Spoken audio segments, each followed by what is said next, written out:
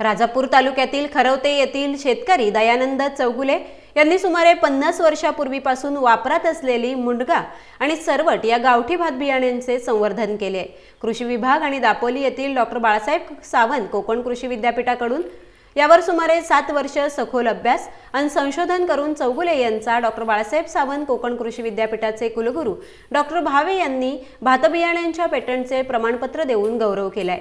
एकाच वेळी 2 भात बियाण्यांचे पेटंट मिळवणारे चौगुले हे जिल्ह्यातील पहिले शेतकरी ठरले आहेत। चौगुले हे भातशेतीमध्ये गेली अनेक वर्ष नवनवीन प्रयोग करत आहेत। भातशेतीतील या योगदानाची दखल घेऊन कृषी विभागातर्फे त्यांना 3 वर्ष प्रगतशील शेतकरी आदर्श शेतकरी पुरस्कार देऊन सन्मानित करण्यात आले। विविध कारणांमुळे भातशेतीकडील शेतकऱ्यांचा कल कमी होत चाललेला असताना एकाच वेळी 2 भात बियाण्यांचे मिळवलेले पेटंट यामुळे चौगुले यांचं सर्वत्र कौतुक होते।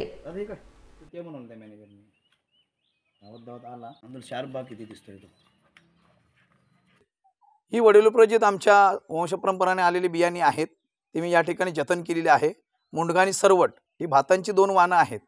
गेली अनेक वर्ष मी शेती या 20 वर्ष शेती करतोय भात शेतीच्या आजोबांनंतर, आणि त्या अनुषंगानं या बियाणांचा पेटंट जो जाहीर झाला त्या पेटंटच्या पाठीमागे दापोली कृषी विद्यापीठाचे भात क्षेत्रातील अधिकारी सन्माननीय दलवी साहेब, कुलगुरू भावे सर, हलदनकर सर, आणखी नवी दिल्ली येथील अग्रवाल साहेब यांच्या माध्यमातून हा पेटंट मला जाहीर झालेला आहे।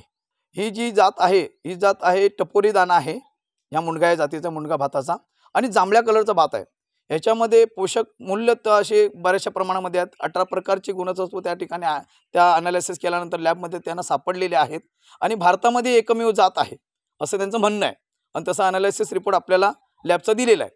पुरस्कारासाठी 2015 मध्ये सुरुवात झाली। 2015 मध्ये डॉ. सावंत विद्यापीठचे पवारसाहेब अधिकारी, दळवी अधिकारी साहेब, आणखी इथलं राजापूर तालुक्यातील सर्व पंचायत समिती कृषी विभाग आणखी तालुका कृषी विभाग इथून या ठिकाणी सतत माझ्या प्रक्षेत्रावरती भेटी देऊन त्या प्रक्षेत्रावरती करत असणारी जी शेती आहे त्यांची अगदी पेरणीपासून ते कापणीपर्यंत त्यांचं सखोल अनालिसिस या सरकार ज्या जिल्हा परिषद आणि पंचायत समिती दापोली कृषी विद्यापीठाच्या माध्यमातून होत होतं। महाराष्ट्रामध्ये तरी भारतामध्ये कोटेची जात सापडत नाही म्हणून मला पेटंट मिळालेलं आहे। सरवट आणखी मुंडगा ह्या 2 जाती ह्या बऱ्याच वर्षापासून आमच्याकडे आले आहेत ऑलरेडी। त्याच्यामुळे हे पेटंटसाठी सादर करत असताना दापोली कृषी विद्यापीठाचे दलवी साहेब त्यांना माहिती मिळाली की या ठिकाणी एक अनोखी जात या खरवते गावामध्ये वापरली जाते आणि त्या नवीन जातीचं कुठंतरी पेटंट व्हावं हा दृष्टिकोन समोर ठेवून दलवी साहेबांनी ती शिफारस दिल्ली गव्हर्नमेंटकडे केली, कृषी विभागाकडे केली आणि त्या अनुषंगानं हा पेटंट जाहीर झाला आहे। राजापूर तालुका कृषी विभाग आत्मांतर्गत मला 3 सलग पुरस्कार भात शेतीवरती दिलेले आहेत आणि ते पुरस्कार मी प्रथम क्रमांकाने घेतलेले आहेत तालुका स्तरावरती।